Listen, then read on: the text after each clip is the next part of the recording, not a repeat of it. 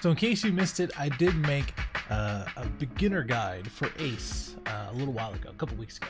And I didn't actually have gameplay for that, but if you're looking for more of a breakdown, definitely go check that out. This video, however, will basically showcase how straightforward Ace is and some gameplay with my thoughts behind it, just like a few other videos I've been doing. So definitely subscribe if you want to see more, and if you want to see this live, definitely follow me on Twitch below in the description. And again, Ace is definitely straightforward. You know, he has all of the good stuff that comes from red, but a bunch of event cards that you can utilize as counter power or just as itself. Some of the Whitebeard pirate stuff also lends itself to the leader and just having better things than other leaders can have, but it doesn't really shape up to Whitebeard / Zoro. So if you wanted something a little bit more powerful, a little bit more I'm not gonna say anything bad about Zoro or Whitebeard players, but something's a little easier when it comes down to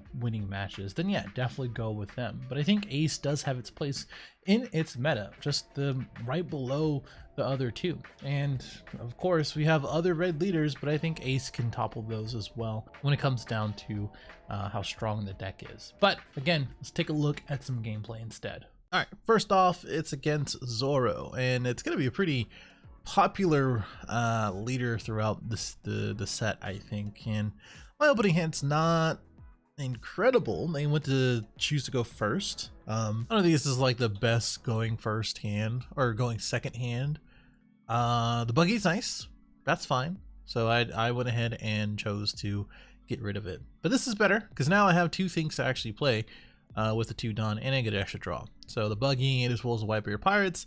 Probably going to be playing the buggy first. You always want to body out, and I went ahead and got the guard point, which makes sense to me because more often than not they're going to be swinging 7 or 6, and guard point kind of helps with both types of attacks. He swung into my Whitebeard pirates. It is a character card, otherwise I would have got the Fire Fist. Fire Fist is good in general, but you know, when you don't have it, you don't have it. So I went in to play the Marco. So as he swings, Marco's gonna get a little bit better since I'm just gonna be able to bring him back. I'm deciding what I want to do here. I just got the Jozu out of hand just simply because I want to use my my Marcos. And now since he played a Marco, you know, it feels a little bit better for me to play mine because now I can just swing into his, or I have my own 6 to 7k swing. I was thinking of playing the Fire Fist, but I really didn't want to get rid of the Radical Beam and as well as the guard points. It just didn't feel great to do that. Death Pistol came in pretty clutch. I was like, wait, why can't I choose the Marco? But it's 7k because of the Zoro. And the guard point did come in clutch with that extra 1 up. He plays the Marco again, which is like whatever, to be honest. I like to do the thing called bully the Marco, but I didn't do it. The reason why I say it's bully the Marco because obviously if they resurrect it with a card, then they're gonna do the same thing afterwards, right? So either it's gonna be a card wasted after to get rid of it, or to make it come back, or to defend it. So bully the Marco just means getting cards out their hand. I was like, what did he use? I was trying to figure out if I want to use this Radical Beam, which I did using. Fire Fist is a thing, but I don't have anything to go with it.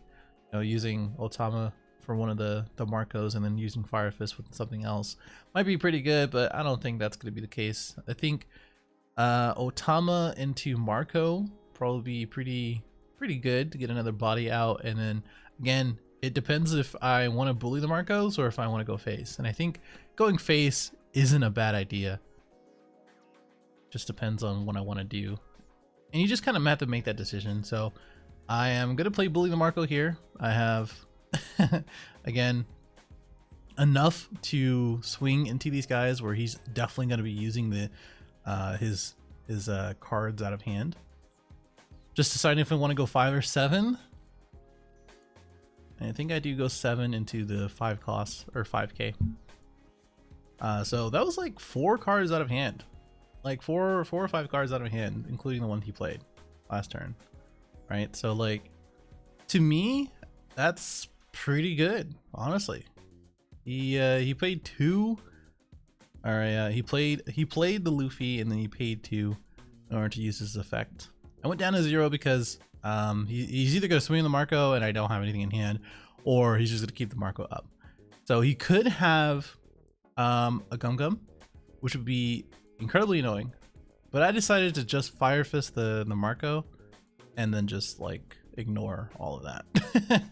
So I think what you could do here, yeah, swing 5, thinking that it could be a Gum Gum, and then swing 7, and just the rest is going to be the leader. So nothing too crazy for this one. It's possible that he had like a Zoro or like a Luffy in hand. I think if I had to do it again, I probably would have just went 7 with Marco instead, because putting everything else on Otama would just be a 6 or 7k swing, which kind of be the same result with less Dawn efficiency. The other part of it is that I could have played Izu and then look for an ace, which would be cool, but then you're just like hoping on RNG that you'll get something good. On the flip side is that he only had 1 card in hand, so if I did get an ace, I can just use all my attacks to swing into the Marcos and the Luffy. So again, there's a few things that you could do a little bit differently here, but we did pull out the win. All right, next up is Magellan. Magellan's weird. I'm telling you now, like Magellan makes every matchup weird because it just messes up your curve a lot of the time. But I went second here. He went first with no play. Usually it's the 1 cost that searches something for him, but didn't look like that's the case. I went ahead and got a couple cool cards, you know, the Radical Beam, Marco, and then I got a Buggy on board along with my Izu. And I'm just deciding what I want. Radical Beam's fine. I think that's a great card to have with 1 up. Should be pretty cool. He does play the 3 cost that draws him 2 pitches 1, I believe. The other comes down on curve, which is annoying. And now he's a 6k swing. I think I'm fine taking the 1 and then countering out the next, because it just makes it better for my hand. I'd rather play the cards in my hand than rather use the 2ks. If that makes sense. Probably didn't. I'm just going to swing, I think, and then play a skillless, because Marco usually is played here. You can play a Marco. Okay, 5 cost Marco is usually played here, but there's no targets for it. He's going to want to take the KO, so you can draw. But I went ahead and played the King-Do. King-Do is pretty clutch because now I can put 1 Dawn under and then just swing into the Magellan, or just have the 7k swing every turn until he gets rid of it. Which a lot of things in purple, there isn't much. Like there's like the bigger Kaidos maybe. The King's not really. I misclicked here. I'm gonna let you know now. I misclicked. I didn't mean to use 2 cards, but I did. Is what it is. So we're swinging into the Magellan. Okay, with the Magellan is not that big of a deal as long as you can be able to, or you're able to actually use the Dawn efficiently. One thing about purple, which I didn't really have control over here, is that you want to swing 6s because of they're 2 up for Hell's Judgment, and it just brings them down to enough basically if you're swinging 7. That makes sense. So because there's a 3, you're going to 6, and they -3. They still have to have another card out of hand. There you go. That's what I meant. Didn't swing with the King-Do because it's reduced. I just swung with the ace because it's cool. He actually used his own ability on the 1 cost. I think that's a searchable card for him too. I'm not sure, but it is a pretty cool card. I got a Fire Fist, so I was like, you know what? I'm just gonna Otama, Fire Fist, Flame Ripper. I'm not gonna see this stupid Dawn anyway, right? That's basically my thought process. I got the Buggies up instead of the Izu because Buggies are so much easier to swing with 2 Dawn underneath each one of them. So getting rid of their board is good. Having 1 up for Radical Beam is good. And then Edward Newgate is like, what are they gonna do against it? The only thing they can really do is Kaido, which in Magellan you don't play. So we're just gonna swing 5 here, another 7. I think he pitched something. Oh no, he drew 2. Okay, but he did take the 2 damage here. Here comes a swing, pretty easy just to decide to get rid of one of the radical beams. I'm only going to be able to use one next turn anyway, because I already know I want to use Everett. So it's not, I really don't. I'm sorry. I forgot that all my Dawn is taken. My brain was like, I'm just going to use Everett Newgate. No, I'm not. No, I'm not. I'm just going to use my buggies. But I can use the Izu. I can use the Izu now. I don't know why I didn't just replace the Otama. The Otama is like more useless than the buggies. I'd rather have the buggies on board. So yeah, no Edward Newgate. I don't know why I kept saying that. Apologize. So he's gonna play the Hannibal to look at the top 5, top 3, I forget. Pretty sure it's top 5. Izu's staring him down. And we just get a radical beam here with the awkward amount. I think he just wanted to play the blocker, have the 2 up for Hell's Judgment, and then I just Fire Fist, because if you draw into Fire Fist, you might as well use it. And then I just swing 5, and then make him make the decision of what to Hell's Judgment, which he doesn't. So I don't know if he's like bluffing or not, but I went ahead and used the 6. The cool thing about this is that like you can just swing with everything else and just like not worry about the king dude dying or being swung into. And because I defended so much before, I have 2 life. He only has 1 card on board. And as long as I have my leader and my king dudes, I'm chilling. He is at 10 Dawn, which is a little scary. Get rid of the Edward Newgate. Don't really need it for the X Drake, which could have been fine for him, but I think he forgot that you can't swing a slash character into my buggy. Unfortunate. We're gonna swing 5, and then the rest is just history, because I have too many attacks for too many of his life, with King Dew closing it up. Which is a bummer, because he just left. That's whatever. Either way, Magellan makes it a little bit weird.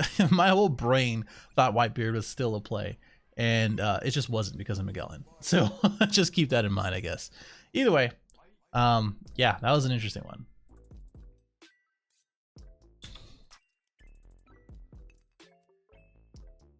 All right, we got another here. It's gonna be actually Law, which weirdly enough, this is actually against like a Whitebeard Law too. A little bit different from my build, of course, but